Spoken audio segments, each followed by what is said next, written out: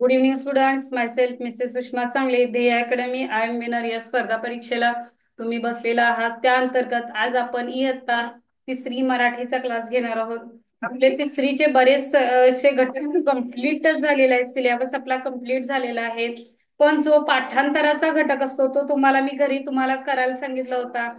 म्हणी, वाक्यप्रचार, समानार्थी शब्द, विरुद्धार्थी शब्द, एका शब्दाचे अनेक शब्द, उतार्यावरील किंवा कवितेवरील प्रश्न हे तुम्ही घरी करायचे होते. तर तुम्हाला टोटल दोन, पेपर एक व पेपर दोन असे प्रश्न आहेत आपल्याला. पेपर एक मध्ये मराठी व गणित आहे. पेपर दोन मध्ये इंग्रजी व बुद्धिमत्ता आहे. आलं लक्षात? अशा प्रकारे आपल्याला काय आहे, गुण विभागणी म्हणजे मार्कांची सिस्टीम आपली आहे. तर आज आपण बघूया. पहिल्यांदा जो घटक आपला झाला होता, पण एक रिवाइज म्हणून काय करायचं आहे, एक घटक क्रमांक 14 जो आहे तो संवाद आहे. संवादावर वाचून काय करायचंय, आपण प्रश्नांची उत्तरे कशी द्यायची असतात त्याचं एक उदाहरण मी तुम्हाला सोडून दाखवणार आहे. संवाद. मग एक संवाद मी तुम्हाला काय करणार, घटक लिहिलेले 14, 15, 16, 17 हे घटक आहेत. त्याच्यामधला 14वा घटक जो आहे संवादावर आधारित प्रश्न. स- प्रश्न कसा विचारतात बघा. खाली दिलेला संवाद वाचून त्या खालील विचारलेल्या प्रश्नांची उत्तरे द्यायची. खाली दिलेला संवाद वाचून त्या खालील विचारलेल्या प्रश्नांची उत्तरे द्यायची. आता मी संवाद वाचणार आहे. त्या संवाद तुम्ही व्यवस्थित ऐकायचा आहे आणि त्याची उत्तरं मला सांगायची आहेत. तुम्ही तिथं जर सांगितलं तरी चालेल. आणि संवादावर प्रश्न कसे विचारतात, की संवाद कोणाकोणामध्ये झाला, संवाद कोठे झाला, संवादामध्ये किती व्यक्ती होत्या, त्या संवादामध्ये अप्रत्यक्ष कोणाचा सहभाग झाला. आता प्रत्यक्ष सहभाग आणि अप्रत्यक्ष सहभाग हा सगळ्यात महत्वाचा शब्द आहे. प्रत्यक्ष म्हणजे दोन जर व्यक्ती समोरासमोर बोलत असतील आणि तो प्रत्यक्ष सहभाग झाला, पण त्याच दोन व्यक्ती जर इतर दुसऱ्या व्यक्तीबद्दल बोलत असतील तर तो अप्रत्यक्ष संवाद झाला. उदाहरणार्थ आता इथं अं, सीमा आणि शीतल ह्या दोघी जर बोलत असतील तर त्या कुणाबद्दल, हा, आज आज आपण काय म्हणतो, आज आरव शाळेला आला नाही. आज का आला नसेल? कारण की तो आजारी आहे. म्हणजे सीमा आणि शीतल या दोघी आरव या विद्यार्थ्याबद्दल बोलतात की तो शाळेला आला नाही कारण की तो खूप आजारी आहे. मग प्रत्यक्ष सहभाग सीमा आणि शीतल झाला. अप्रत्यक्ष सहभाग त्याच्यामध्ये कुणाचा झालेला आहे, आरव या मुलग्याचा झालेला आहे. आता संवाद बघा, मी वाचणार आहे तो. दादा, आपण कोठे आलोय? बघा हा, संवाद फक्त ऐकायचा आहे. दादा, आपण कोठे आलोय? अगं पिंकी, आपण प्राणी संग्रहालयात आलो आहे. बापरे, हा कोणता प्राणी? त्याच्या मानेवर केवढे हे केस आणि उभा कसा ऐटीत आहे. हाच तो वनराज. जंगलातील बहुतेक प्राण्यांची याला बघताच पाचावर धारण बसते. दादा, हा पट्टीवाला वाघ बघ, आपल्याकडेच रागाने पाहतोय. अरे तुषार, घाबरू नकोस, तो पिंजऱ्याच्या आत आहे. नाही घाबरत, पण मला इथे पक्षी सुद्धा पाहायला मिळतील ना? बर, चला तुम्हाला पक्षी दाखवतो, दादा म्हणाला. बघा, संवाद अजून एकदा ऐका, नीट ऐका आणि याची उत्तरं देण्याचा प्रयत्न करा. दादा, आपण कोठे आलोय? अगं पिंकी, आपण प्राणी संग्रहालयात आलो आहे. बापरे, हा केवढा प्राणी? हा कोणता प्राणी? त्याच्या मानेवर केवढे हे केस आणि उभा कसा ऐटीत आहे. हाच तो वनराज. जंगलातील बहुतेक प्राण्यांची याला बघताच पाचावर धारण बसते. दादा, हा पट्टेवाला वाघ बघ, आपल्याकडेच रागाने पाहतो आहे. अरे तुषार, घाबरू नकोस, तो पिंजऱ्याच्या आत आहे.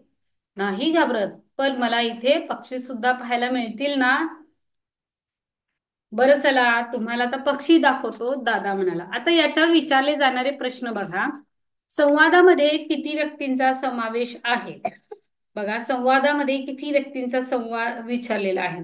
आता याची उत्तरे मी तुम्हाला सांगणार आहे. आता संवादामध्ये पहिल्यांदा दादा हा शब्द आला, म्हणजे एक मोठा भाऊ असणार आहे. दादा म्हणजे आपण इमॅजिनेशन लगेच करा की दादा म्हणजे मोठा भाऊ. पुढं, अगं पिंकी. पिंकी म्हणजे ही ती दादा म्हटली या, ती पिंकी ही त्या दादाची बहीण असणार आहे, छोटी. कारण की पिंकी दादा म्हणते म्हणजे दादा मोठा आणि पिंकी लहान आले. ह्या दोन व्यक्ती झाल्या. त्याच्या मधोमध कुणाचं नाव आलेलं नाहीये. पुढे आला तो तुषार आला. तुषार पण म्हणाला, दादा हा पट्टेवाला दादा हा पट्टेवाला वाघ. म्हणजे तुषार हा सुद्धा त्या दादापेक्षा एक लहानच आहे. तो पण दादाला लहान म्हणला. म्हणजे दादा, पिंकी आणि तुषार हे तीन व्यक्तींचा या संवादामध्ये सहभाग झालेला आहे. म्हणजे कशा प्रकारे आपण संवादाचा काय करायचा असतो, संवाद सोडवायचा असतो, हे तुम्हाला एक्सप्लेन करते मी. आयाळ असणाऱ्या कोणत्या प्राण्याचा उल्लेख या संवादात आला आहे? आयाळ असणाऱ्या कोणत्या प्राण्याचा उल्लेख या संवादामध्ये आला आहे?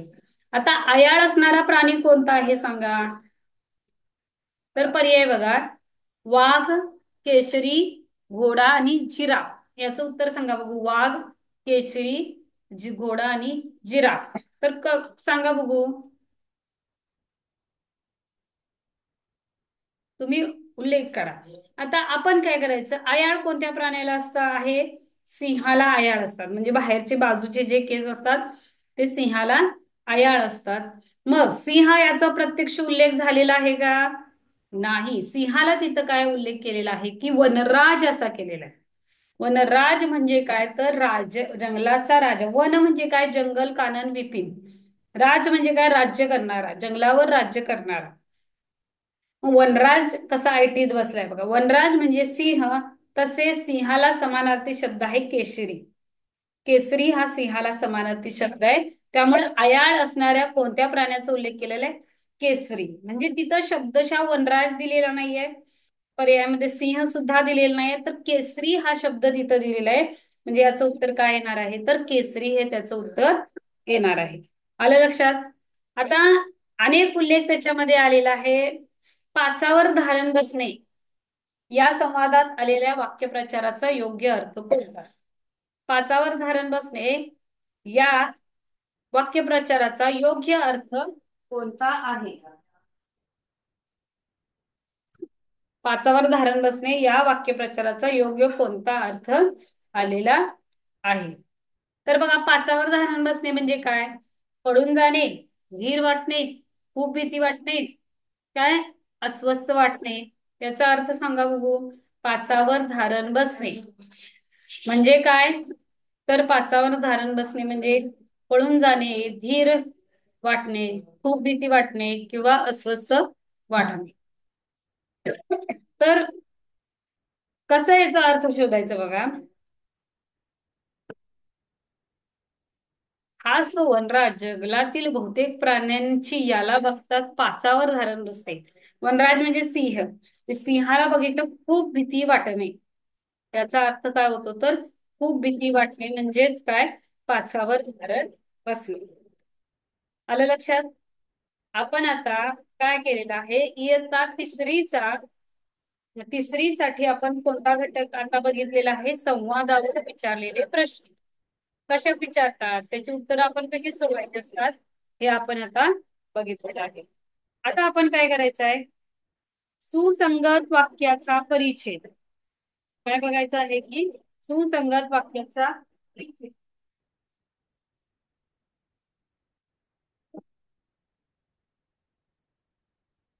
सुसंगत वाक्याचा परिच्छेद बघा. तर आणि समानार्थी शब्द.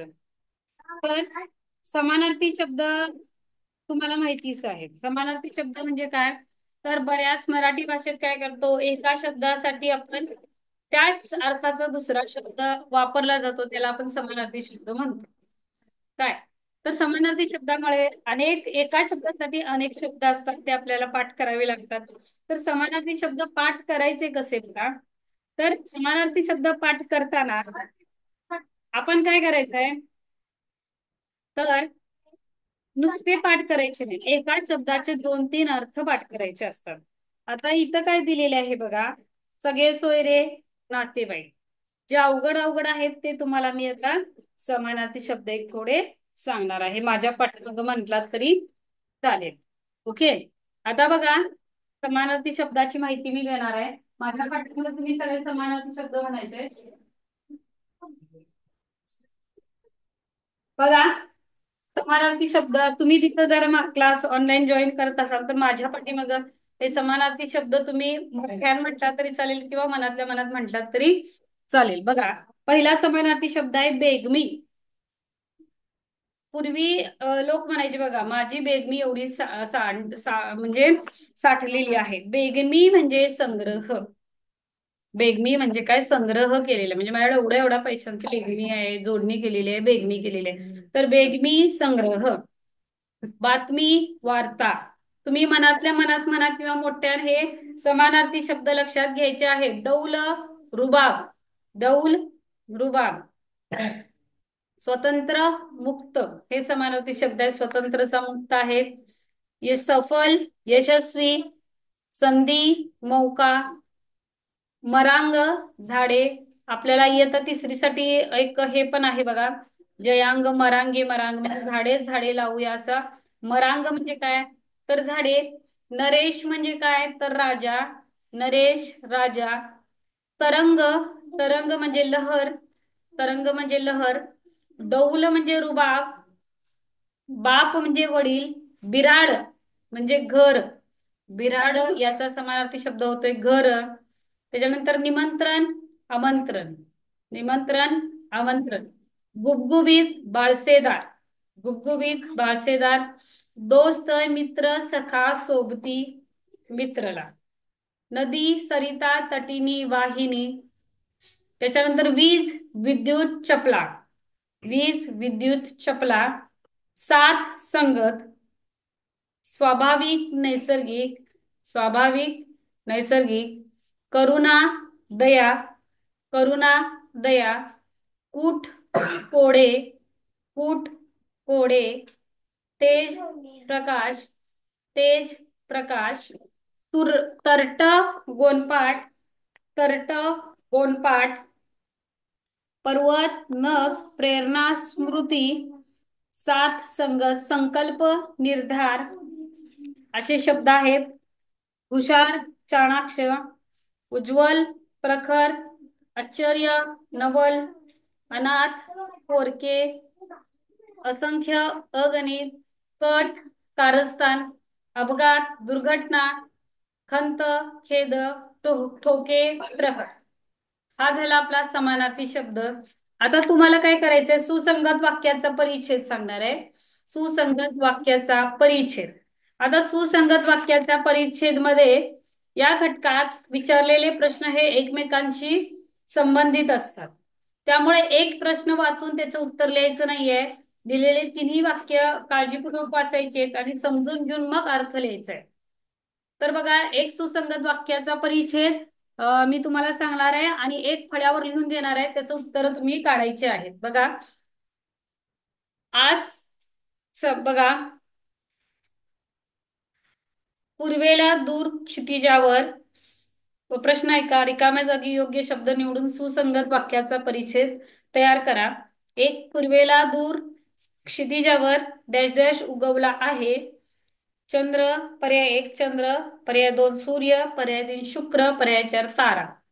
बघा, पूर्वेला दूर क्षितिजावर डॅश डॅश उगवला आहे. दुसरा आहे त्याच्यामधला उत्तर लिहायचं नाहीये कुणी. कोजागिरी पौर्णिमेनिमित्त तापवलेल्या सुगंधी डॅश डॅशचा वास सर्वत्र दरवळू लागला. कोजागिरी निमित्त, कोजागिरी निमित्त पौर्णिमेनिमित्त तापवलेल्या सुगंधी डॅश डॅशचा वास सर्वत्र दरवळू लागला. एक नंबर पाण्याचा. दोन नंबर दुधाचा. तीन नंबर उदबत्तीचा. चार नंबर तुपाचा. तिसरा प्रश्न, चंद्राच्या डॅश डॅश सर्वत्र आनंदाने गाणी म्हणत होते. चंद्राच्या चांदण्यात, चंद्राच्या उजेडात, चंद्राच्या प्रकाशात, यापैकी नाही. आता सुसंगत वाक्याच्या परिच्छेद मध्ये वाचलं तर लक्षात येईल की हा सुसंगत परिच्छेद हा कोजागिरी पौर्णिमेचा उल्लेख आलाय. म्हणजे कोजागिरी पौर्णिमेनिमित्त दिलेला आहे. मग कोजागिरी पौर्णिमेला आपण काय करतो संध्याकाळी? तर दूध तापवतो. खमंग दूध, मसाले दुधाने त्याचा सगळा आस्वाद घेतो. मग पूर्व दूर क्षितिजावर काय उगवला असणार आहे? सूर्य, चंद्र, शुक्र काय तारा? पूर्वेला आपण सूर्य उगवतो. पण पूर्वेला दूर क्षितिजावर म्हटलेलं आहे आणि खाली कोजागिरी पौर्णिमा म्हटलेला आहे. म्हणजे दूर क्षितिजावर पूर्वेला कोण उगवलेला आहे? रात्रीचा चंद्र उगवलेला आहे. कोजागिरी पौर्णिमेनिमित्त तापवलेल्या दुधाचा वास सर्वत्र दरवळू लागला आहे. तिसरा प्रश्न येणार, चंद्राच्या डॅश डॅश सर्वजण आनंदाने गाणी म्हणत होते. चंद्राच्या उजेडात सर्वजण आनंदाने गाणी म्हणत होते. आलं लक्षात? तर अशा प्रकारे सुसंगत वाक्याचा परिच्छेद एक तुम्हाला फळ्यावर लिहून देणार आहे. त्याची उत्तरं तुम्ही काय करायची आहेत? लिहायची आहेत. लिहा आता. तुम्हाला याचे उत्तर स्वतः लिहायचं आहे. डॅश डॅश मध्ये एकूण 7 रंग असतात. डॅश डॅश मध्ये एकूण 7 रंग असतात. एक नंबर पाण्यात, 2 नंबर आहे मोगरा, तिसरा आहे इंद्रधनुष्य,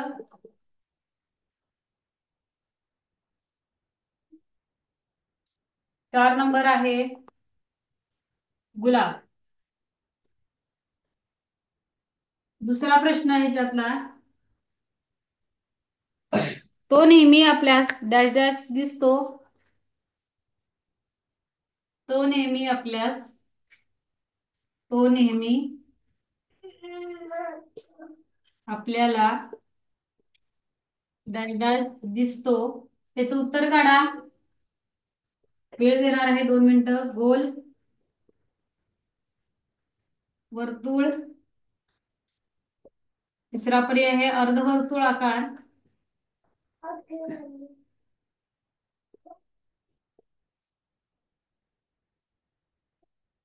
चौथा पर्याय आहे त्रिकोण.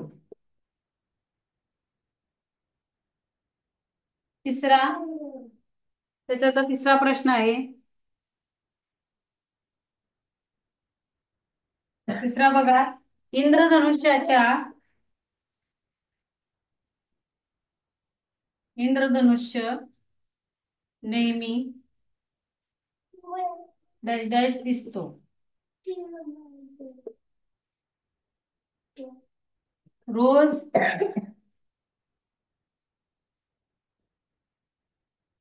सायंकाळी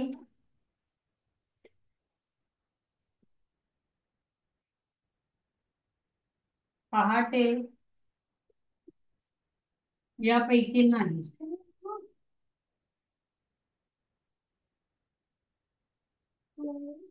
तर ह्याचं उत्तर काढायचे.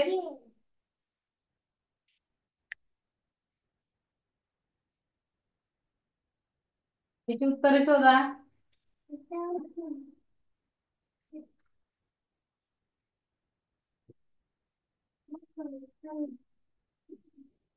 2 मिनिटात उत्तर काढायचे.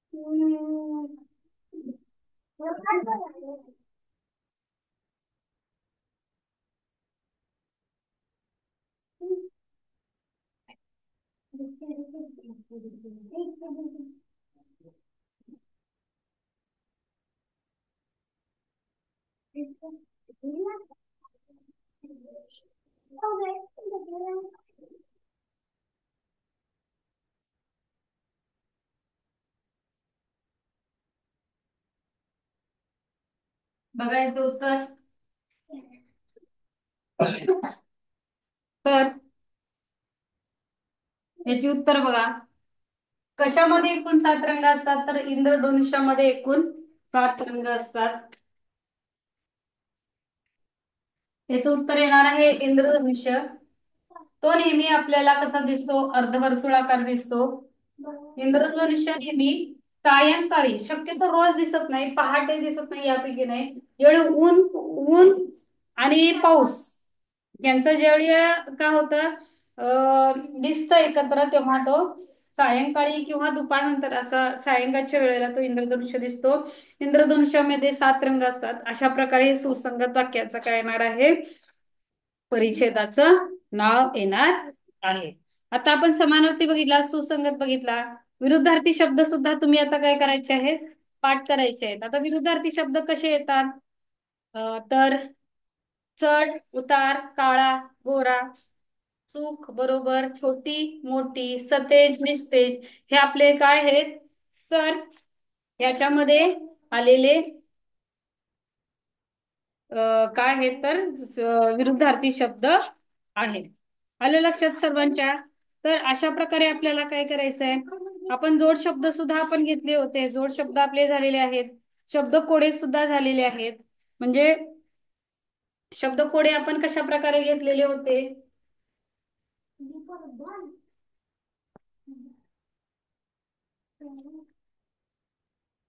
शब्द कोड्यामध्ये आपण काय घेतलेलं होतं? अशी चौकट दिली होती. तर ह्याच्यामध्ये तुम्हाला काय करणार आहे? र ती हा शेवटचे 2 शब्द आहेत. आणि ह्या रतीमध्ये मॅच होणारा शब्द ओळखायचा आहे. बात, भात, बाल, शाल. तर हे शब्द इथं घालून बघायचे आहेत. बघा, बात रती, भात रती, बाल रती. तर इथं अजून एक शब्द येणार आहे. बघा, भात भात भारती, भात भारती, बाल भारती आणि शाल भारती. तर याच्यामध्ये येणारा शब्द कोणता आहे? तर बाल भारती हा त्याच्यामध्ये येणारा शब्द इथं दिलेला आहे. तर अशा प्रकारे आपण शब्दकोडे सुद्धा घेतलेले होते. त्याच्यानंतर जोड शब्दांचं उदाहरण तुम्हाला देणार आहे. म्हणजे हे जे झालेले घटक आहेत त्याच्यावर फक्त तुम्हाला माहिती म्हणून मी पुन्हा एकदा सांगत नाही. जोड शब्द म्हणजे काय? तर आपण जे अनेक शब्द वापरतो त्यामध्ये आपण काही शब्द जोडून म्हणतो. उदाहरणार्थ केर कचरा, केर कचरा असे शब्द असतात. केर आणि कचरा असे 2 शब्द असतात, ते एकत्र जोडून आपण म्हणतो. जमीन जुमला, झाड लोट, कडे कडी कोयंडा, सुख शांती, सगळे सोयरे, गंमत जम्मत, खाडाखोड, दिवसा ढवळ्या, भाजी भाकरी, बाग बगीचा, पाऊस पाणी, हे जोड शब्द झाले. जोडाक्षर वेगळं आणि हे जोड शब्द झाले. कानोकानी, केर कचरा, काळा कुट्ट, अचकट विचकट, मीठ मिरची, भोळा भाबडा, मान मरातप. आता हे पाठ करताना असं करा. माय माऊली, देव धर्म, दंगा मस्ती, अवती भोवती, जमीन जुमला, तोड फोड, अक्कल हुशारी, तिखट मीठ, उद्योगधंदा, धड धाकट, दाना पाणी, सणवार, पोळी भाजी, चौर खाऱ्या खुऱ्या, गप्पा गोष्टी, कट कट, कामकाज, कावरा बावरा, किडा मुंगी, पै पावना, दया माया, वजन माप, भाजी भाकरी, बाग बगीचा, पोपट पंछी, काळा सावळा, खबर बात, हे सगळे आपले आहेत जोड शब्द आहेत. शिळे पाके दिवा बत्ती शिंग तुतारी दारो दारी बहीण भावंडे सादा सुदा भांडी कुंडी मान पान. हे झाले आपले जोड शब्द.